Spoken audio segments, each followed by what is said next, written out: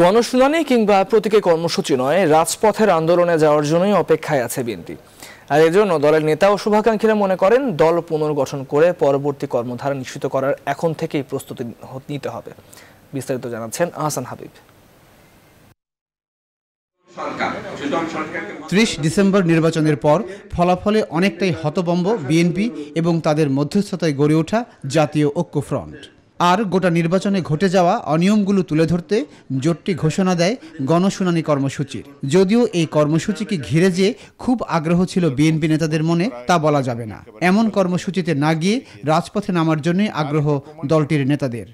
সারা বিশ্ব মিডিয়াকে দেখাবার জন্যই এই গণশুনানির আয়োজন হয়েছে। এটি আরও চলমান থাকবে। এসবের চাইতে আরও বেশি এফেক্টিভ হবে যদি আমরা রাজপথে নামি। বিএনপি বর্তমানে দল গোছাচ্ছে। এই ভোট ডাকাতির শক কাটিয়ে উঠে দলকে গুছিয়ে আমরা রাজপথে নামব।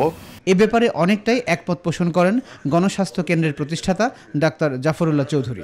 এইসব গায়েবী মায়াবী কল্পিত কল্পকাহিনীর এগুলিকে আর দেরি না করে এটাকে সব প্রত্যাহার করে নিয়ে স্বাভাবিক জীবনযাত্রাতে ফিরতে দেওয়া উচিত এবং সেই লক্ষ্যেই আমরা বিভিন্ন জায়গায় মিটিং করব।